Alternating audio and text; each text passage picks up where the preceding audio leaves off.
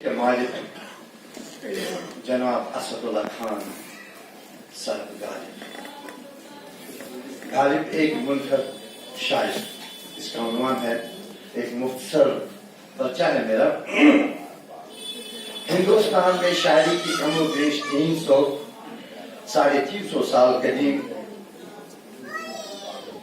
روایت ہے، جس میں شاعری نے بہت سے انقلابات دیکھے ہیں اور انہیں جھیلا بھی ہے۔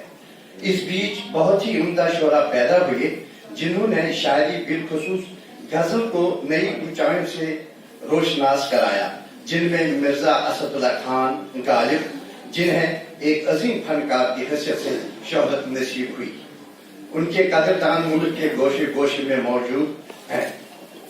انہوں نے ہر ایک سے محبت کی اور ہر کسی کی خوشی پر مسرور نظر آتے تھے۔ لگتا ہے کہ سارے جہاں کا درد ان کے دل میں سما گیا تھا۔ جہاں ہم غالب کے حالات زندگی کا مطالعہ کرتے ہیں تو ذہن کو لطف و سرور حاصل ہوتا ہے اور دل میں ان کی طرح بلند حوصلگی کے ساتھ زندگی گزارنے کا ولولہ پیدا ہوتا ہے۔ اندازہ ہوتا ہے کہ غالب کو اپنی زندگی کے حالات قلم بند کرنے میں لطف آتا تھا۔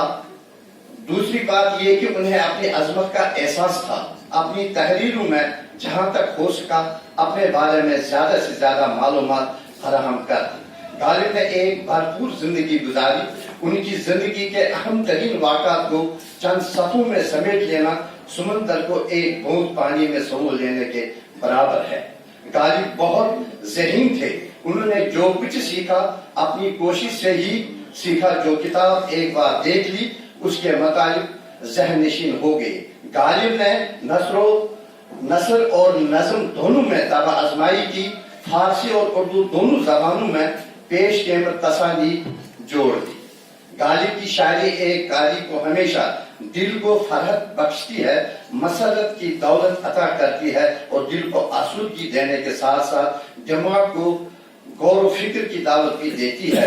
زندگی اپنی جب اس شکل سے گزری غالب، ہم بھی کیا یاد کریں گے کہ خدا رکھتے تھے، یا کیا وہ نمرود کی خدائی تھی بندگی میرا بلا نہ ہوا، یا یہ شعر دیکھیے دل نادان تجھے ہوا کیا ہے، آخر اس درد کی دوا کیا ہے۔ غالب کے تجربات معاشرے کے تجربات بن گئے، اور جب ایسا ہوتا تو ایسی شاعری سماج کے لیے دوا کا کام کرتی ہے۔